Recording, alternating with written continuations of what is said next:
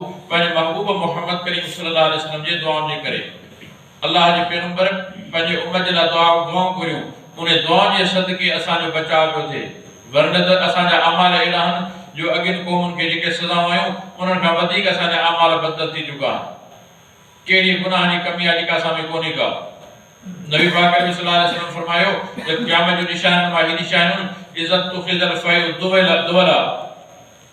हज़रत अबू हुरैरा रज़ियल्लाहु ताला रिवायत तो करे नबी सल्लल्लाहु अलैहि वसल्लम का त पाण फरमाए त इज्जत तुखिज़ल फैल दुवलन जॾहिं गनीमत जे माल खे पंहिंजी ज़ाती मिल्कियत सम्झियो वञे त इहा क़यामत जी निशानी आहे अॼु ॾिसो दुनिया में जेको सो जेके हुकुमरान बणिया वेठा आहिनि जेके सरमाएदार बणिया वेठा आहिनि जेके जेको सो वक़्त जा हाकिम आहिनि उन्हनि कहिड़े नमूने सां माल खे लुटियो आहे ऐं जेको सो कहिड़े नमूने सां पंहिंजूं जाइदादूं बनायूं आहिनि ऐं अवाम जो केतिरो ख़्यालु कयो आहे इज्जत तुखिज़ल फैल दुवला वल अमानत मग़नमा जेकर इंसान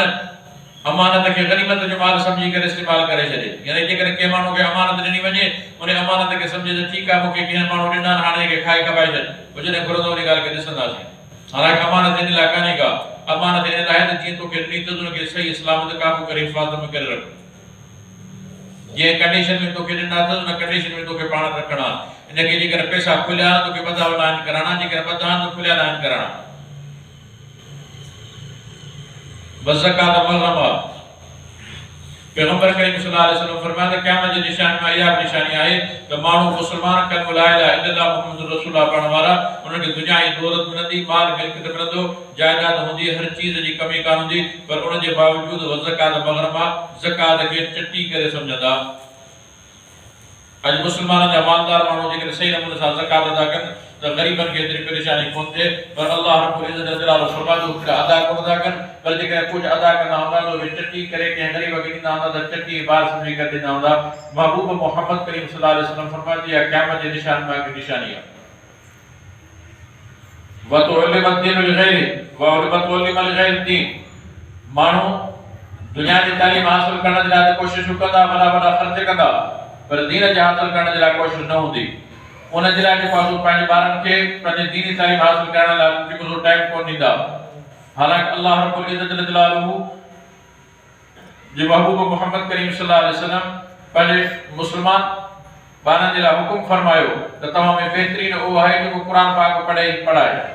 दुनिया जी तालीम हासिल करण खां मना कोन्हे का त दुनिया जी तालीम हासिल न कयो दुनिया जी तालीम हासिल कयो उन खां का मना कोन्हे का पर लाज़मी आहे त मुस्लमान पंहिंजे बच्चनि खे क़ुरान जी तालीम ॾियारे ताकि मुस्लमान खे पंहिंजे मज़हब जी पंहिंजे दीन जी पंहिंजे मज़हबी किताब जी तालीम हूंदी त हू जेको आहे पंहिंजे रिश्तो ऐं राह जेका सही नमूने सां ॾिसी करे हली सघे थो पर जेकर हुनखे तो लाइन ई सही कान ॾी त हुनखे जेकर दुनिया जी तालीम में मसरूफ़ करे छॾियो दीन जी तालीम हुनखे सेखारी कोन त पोइ हाणे हू वॾे थियण खां पोइ पंहिंजी ज़िंदगी आवारा ज़िंदगी गुज़ारे थो न पीउ माउ जो अदब हूंदो न मिट माइट जो अदब हूंदो न रिश्तेदारनि जो अदब हूंदो न कंहिं पाड़े वारे जो अदब ख़्यालु हूंदो पर को पंहिंजी ज़िंदगी पंहिंजी मर्ज़ी सां गुज़ारींदो हालांकि अल्लाह रब्बुल इज़्ज़त जलालहू पैगंबर करीम सल्लल्लाहु अलैहि वसल्लम खे फरमायो त उल्ली बग़ैर दीन माण्हू जेको सो दीन जी तालीम हासिल करण खां पंहिंजे पाण खे परे रखंदा इहा मुस्लमाननि जे लाइ हिकिड़ी क़यामत जी निशानी में हिकिड़ी निशानी आहे अता इमरातहू माण्हू पंहिंजे घरवारी जी फरमाबरदारी कंदो अकहू पंहिंजे माउ जी नाफ़रमानी कंदो माण्हू पंहिंजी घरवारी जो फरमाबरदार थी करे रहंदो घरवारी जेको हुकुम में आर्डर कंदी उनखे लबैक चवंदो उनजी हर हुकुम जी तामील कंदो पर पंहिंजी माउ जी नाफ़रमानी कंदो माउ ते 5 रुपया ख़र्च करण लाइ तयार कोन हूंदो पंहिंजी घरवारी मथां 1000 रुपया ख़र्च करण लाइ तयार थी वेंदो हालांकि सोचे पंहिंजी ज़िंदगी ते नज़र करे त नंढपण में जेकर जंहिं वक़्तु असांजी ॼमण जो हो असांजी नंढपण वारी ज़िंदगी ही असांजे मथां पीउ माउ जो केतिरो जेको शफ़क़त हुई असांजे मथां पीउ माउ जो केतिरो जेको सो प्यार ऐं मोहब्बत हो हाणे जेकर उहो कमज़ोर थी चुका आहिनि त हाणे असांजे मथां फ़र्ज़ थो अचे पड़जे त असीं पीउ माउ जी फरमाबरदारी कयूं पीउ माउ जे मथां जेको आहे पंहिंजे जेको उनखे मथां पैसो ख़र्च कयूं या उनजी ख़िदमत कयूं हर तरह जो उनखे आसास पहुचायूं कंहिं क़िस्म जो उनखे परेशान थियण न ॾियूं हालांकि पैगंबर करीम सल्लल्लाहु अलैहि वसल्लम फरमायो त क़यामत जी निशानी आहे जो अता रजुल इमरतहू व अक्का उम्महू इंसान जेको आहे पंहिंजी घरवारी जी त फरमाबरदारी कंदो उन जे लाइ त यस में बणियो पियो हूंदो पर पंहिंजी माउ जेका जीजल माउ आहे जंहिं हिनखे ॼणियो जंहिं हिनजी परवरिश कई जंहिं नंढपण में हिनजे गंदनि खे किचिरे खे खणी करे हिनखे साफ़ कयो पंहिंजी छातीअ सां लॻायो उनजी नाफ़रमानी करे पियो उनजे मथां 5 रुपया ख़र्च करण जे लाइ तयार कोने को। महबूब मोहम्मद करीम सल्लल्लाहु अलैहि वसल्लम फरमाया त मुसलमानो इहो वक्त जने तवाने मथा अचे तो वो फबतुल अर्ज़ खैरु मिन ज़ारिहा वो तव्हांजे लाइ जेको आहे हिन दुनिया जी ज़मीन ते रहण खां ज़मीन जे पेट में दफ़न थियणु बहितर आहे। जो तव्हांजी माउ तव्हांजे मथां तव्हांजे साम्हूं जेकर नाफ़रमानी पंहिंजी ज़िंदगी में पिया गुज़ारियो, माउ जी नाफ़रमान थी करे पंहिंजी ज़िंदगी पिया गुज़ारियो ऐं घरवारनि खे पंहिंजे सही नमूने सां हुनखे जेको आहे पंहिंजा हक़ ॾियो पिया। ये मना कोने का तो पंहिंजी घरवारी खे हक़ न ॾियो, घरवारी जे मथां बि ख़र्च कयो, घरवारनि जो हक़ आहे, पर माउ जो हक़ आहे जे माउ नंढपण खां वठी करे तोखे पींघनि में लोड़े करे तुंहिंजे मथां ओजागा करे तुंहिंजी तकलीफ़ुनि खे हर ॻाल्हि खे बर्दाश्त करे तुंहिंजे बेआरामीअ जे करे पाण बेआराम थी वञे, तुंहिंजे बुखार नाटाक हुअण जे करे पंहिंजे पाण खे जेको तड़पाए पई, उहे सभु तकलीफ़ूं तुंहिंजे करे बर्दाश्त कई। अॼु जॾहिं तूं जेके कमाइण वारो थियो आहीं, अॼु तोड़ पैसो आयो, अॼु तोड़ दुनिया जी दौलत आई आहे, तो दुनिया जी दौलत पंहिंजे घरवारनि जे मथां ख़र्च करण जे लाइ तयारु आहीं, पर पंहिंजे माउ जे मथां ख़र्च करण जे लाइ तयारु कोन्हे। उनखे नबी सल्लल्लाहु अलैहि वसल्लम फरमायो त इहो वक़्तु क़यामत जे निशान मां की निशानी आहे। अदना सदीक़हु व अक़सा इंसान पंहिंजे दोस्त खे क़रीब कंदो ऐं पंहिंजे पीउ खे जेको आहे परे करे छॾींदो, दोस्त सां टाइम ॾींदो, संगत खे टाइम ॾींदो, पंहिंजे पीउ खे टाइम ॾियण जे लाइ तयारु कोन्हे को। अल्लाह रब्बुल इज़्ज़त जल जलालहु जे महबूब मोहम्मद करीम सल्लल्लाहु अलैहि वसल्लम फरमायो इहा क़यामत जे निशान मां हिकड़ी निशानी आहे त इंसान पंहिंजे दोस्तनि खे क्लोज रखे, दोस्तनि खे वेझो रखे, उन्हनि खे टाइम ॾे, उन्हनि जे मथां 5 रुपया ख़र्च करे, उन्हनि जा 1000 रुपया 100 रुपया 1000 लख रुपया ख़र्च थी वञे का ॻाल्हि कोन्हे का, पर पंहिंजे पीउ जे मथां ख़र्च करण जे लाइ तयारु कोन्हे को, उन सां 2 मिंट कचहरी करण जे लाइ तयारु कोन्हे को, 5 मिंट अधु कलाक उन सां वेहण जे लाइ तयारु कोन्हे को, उनखे जी ख़िदमत चाकरी करण जे लाइ तयारु कोन्हे को। हालांकि इहो पीउ जेको आहे नंढपण में तूं नंढो हुए, तुंहिंजे नंढपण वारी ज़िंदगी में तुंहिंजा जेके सभु जेको लाड खयां, तुंहिंजा सभु जेको नखरा ऐं नाज़ जेको हुनखे पूरा कया, हर ॻाल्हि खे बर्दाश्त कयो, तव्हां जेको मुंहिंजे औलाद खे कंहिं क़िस्म जी तकलीफ़ न थिए। अॼु जॾहिं तूं चोथों जवान ते थियो आहीं त अॼु पंहिंजे पीउ खे जेको आहे कंहिं क़िस्म जी लिफ्ट करण जे लाइ तयारु कोन्हे को। दुनिया जे दोस्तनि सां चङो थो हली, दुनिया जे मिटनि माइटनि सां ॿियनि माण्हुनि सां चङो थो हली, दुनिया जी संगत ते ख़र्च करण जे लाइ तयारु आहीं, पर जेकर तोखे ख़र्च न आहे, तोखे पैसो जेकर ख़र्च करण लाइ न आहे त पंहिंजे पीउ जे मथां ख़र्च करण लाइ कोन्हे का। महबूब मोहम्मद करीम सल्लल्लाहु अलैहि वसल्लम फरमायो क़यामत जे निशान में हिकड़ी निशानी आहे त अदना सदीक़हु व अक़सा इंसान पंहिंजे दोस्त खे वेझो कंदो ऐं पंहिंजे पीउ खे जेको आहे पाण खां परे रखंदो, यानी उनखे उन जे लाइ टाइम न हूंदो, उन जे लाइ पैसो ख़र्च करणो कोन हूंदो। वज़ाहरतल अस्वाद फिल मसाजिद पैगंबर सल्लल्लाहु अलैहि वसल्लम फरमायो त माण्हू इंसान खे मस्जिद में ईंदा कोन ऐं जेके अचण वारा हूंदा सिर्फ़ मस्जिद में कचर जा दफ़्तर खोले वेही रहंदा। ज़हरतल अस्वाद फिल मसाजिद मस्जिद में आवाज़ हूंदा, मस्जिद में कचहरियूं हूंदियूं। हालांकि मस्जिद में जेकर इंसान अचे तो मोमिन जो कम है तो मस्जिद में जेकर अल्लाह जो जिक्र करे, मस्जिद में कुरान पाक की तिलावत करे, महबूब मोहम्मद करीम सल्लल्लाहु अलैहि वसल्लम के मथा दुरूद व सलाम पढ़े, मस्जिद में जेकर नमाज सलात और तहियतुल मस्जिद पढ़े या नफल पढ़े, इबादत करे या अल्लाह जो जिक्र भी करे। और वज़ाहरतल अस्वाद फिल मसाजिद मस्जिद में दुनिया की ॻाल्हि जा आवाज़ ज़ाहिर थी वेंदा, दुनिया जो कचहरियूं थी वेंदियूं। इहो महबूब मोहम्मद सल्लल्लाहु अलैहि वसल्लम फरमाया क़यामत जे निशान में की निशानी आहे। सादुल कबीरा ते फासिकुम पैगंबर सल्लल्लाहु अलैहि वसल्लम फरमाते कबीरे जो अगवान जेको हुन जो फासिक माण्हू गुनाहगार माण्हू पंहिंजे क़ौम जो सरदार हूंदो। वज़ईमुल क़ौम अदलुम ऐं पैगंबर सल्लल्लाहु अलैहि वसल्लम फरमायो त जेको ज़लील में ज़लील क़िस्म जो माण्हू हूंदो क़ौम जो अगवान थींदो। यानी मुल्क में हालतूं अहिड़ियूं थी वेंदियूं, या क़यामत जी निशानी आहे की निशानी आहे त पंहिंजे अगवान ख़राब माण्हुनि खे पंहिंजो अगवान चूंडियो, ख़राब माण्हुनि खे पंहिंजो जेको पंहिंजो लीडर चूंडियो। या महबूब मोहम्मद करीम सल्लल्लाहु अलैहि वसल्लम फरमायो त क़यामत जे निशान में की निशानी आहे त इहा तव्हांजे मथां मां रब तबारक व तआला जो नाराज़ पियो आहे। व उकरिमल रजुलु मख़ाफ़त शर्रिही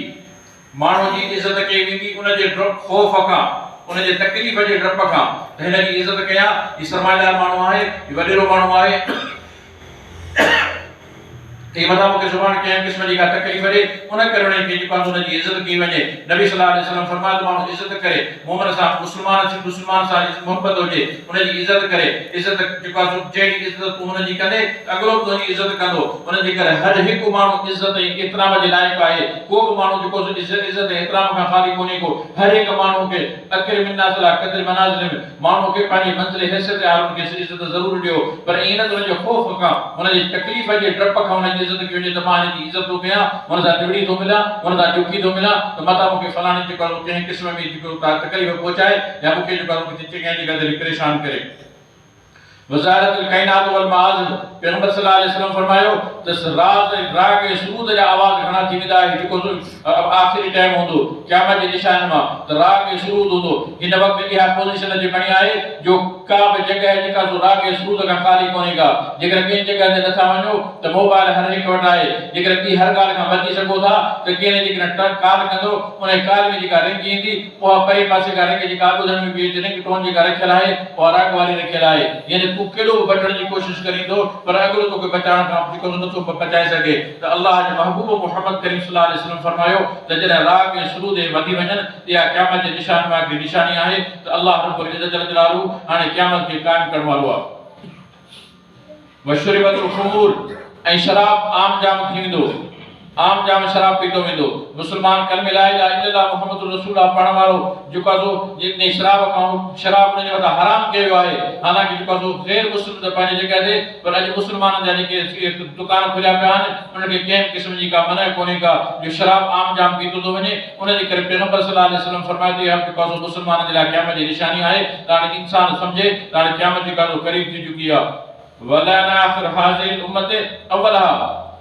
हिन उम्मत जा पोयां माण्हू जेके आहिनि अॻियनि माण्हुनि खे घटि वधि ॻाल्हाईंदा जेके अॻु बि गुज़री चुका जेके वक़्त जा वली ऐं बुज़ुर्ग गुज़री चुका जेके अल्लाह जा पैगंबर जा सहाबी गुज़री चुका उन्हनि जे लाइ जेको ज़ुबान दराज़ी कंदा। हालांकि अल्लाह रब्बुल इज़्ज़त जल जलालहू उन जे लाइ त फरमायो त मां रब तबारक व तआला रज़ी अल्लाहु अन्हुम व रज़ू अन्हु मां इन सहाबा खां राज़ी आहियां मां इन सहाबा मूंखां राज़ी आहिनि। जेकर हिन पोएं उम्मत जो माण्हू जेकॾहिं इन्हनि जे मथां बि कंहिं क़िस्म जी का बकवास करे इन्हनि जे मथां का ज़ुबान दराज़ी करे इहा क़यामत जी निशानी आहे जिन खे रब तबारक व तआला हुम सादिकून जा लक़बना हुमुल मुफ़लिहून जा लक़बना मां रब तबारक व तआला उन्हनि खे कई लक़बनि सां नवाज़ियो। रब तबारक व तआला उन्हनि खे जेको आहे पंहिंजे क़ुर पाक में सर्टिफिकेट ॾेई छॾिया कामयाबी जा त अल्लाह रब्बुल इज़्ज़त जल जलालहू उन्हनि खे कामयाब करे छॾियो। पर जेकर हिन पोइ उम्मत जो इंसान अची करे उन मथां कंहिं क़िस्म जो तबर्रुक करे त पैगंबर करीम सल्लल्लाहु अलैहि वसल्लम फरमायो त क़यामत जे निशान में निशानी आहे।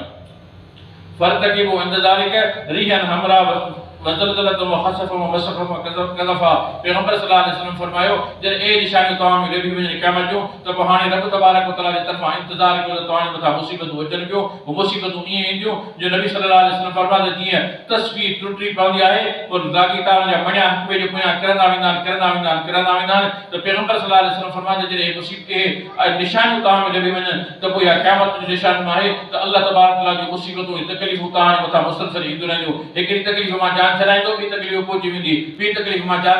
छॾाईंदो टी तकलीफ़ पहुची वेंदी। ही हालत इन अहिड़ी लॻी पई आहे जो मुसलमान मुसीबतुनि जे मथां मुसीबतूं पियूं अचनि। इहो सिर्फ़ इन जे करे आहे त असां पंहिंजी ज़िंदगी खे ग़लति नमूने सां पिया गुज़ारियूं अल्लाह जे हुक्मनि ऐं पैगंबर जे तरीक़नि खां हटी करे गुज़ारियूं पिया। उन करे अल्लाह रब्बुल इज़्ज़त जल जलालहू फरमायो त कुल सीरू फिल अर्ज़ फंज़ुरू कैफ़ा कान आक़िबतुल लज़ीना मिन क़ब्ल कान अक्सरुहुम मुशरिकीन। अल्लाह फरमायो मुंहिंजा महबूब दुनिया जे इंसान खे चयो त दुनिया में घुमी फिरी ॾिसो अॻियनि जी हालतुनि खे ॾिसो त उन वक़्तनि जी नाफ़रमानी में ज़िंदगी गुज़ारी पंहिंजो वक़्त जेको अल्लाह जे हुक्म जे टोड़े करे ज़िंदगी गुज़ारी पैगंबर जे तरीक़े जी मुखालिफ़त में ज़िंदगी गुज़ारी उन्हनि सां हालत कहिड़ी थी। तव्हांजे लाइ जेको इंतज़ारु आहे जेकर सुधरी वेंदो जेकर पंहिंजे क़िबले खे दुरुस्त कंदो त मां रब तबारक तआला जो रज़ामंद तव्हांखे वरी हासिल थी सघे थो। पर जेकर इन ई साॻे नमूने सां ग़लति नमूने सां पंहिंजी ज़िंदगी गुज़ारींदो त पोइ तव्हां इंतज़ारु कयो अल्लाह जी मुसीबतुनि ऐं तकलीफ़ुनि जो। अल्लाह खां दुआ आहे त रब तबारक तआला असां अव्हांखे सही नमूने सां कलमे ला इलाहा इल्लल्लाह मुहम्मदुर रसूलुल्लाह जे मुताबिक़ ज़िंदगी गुज़ारण जी तौफ़ीक़ नसीब फरमाए। जेके बि असांखां कमियूं कोताहियूं थियूं आहिनि उन्हनि खे माफ़ करे आइंदे सही नमूने सां ज़िंदगी गुज़ारण जी तौफ़ीक़ नसीब फरमाए। व आख़िर दावाना अल्हम्दुलिल्लाहि रब्बिल आलमीन।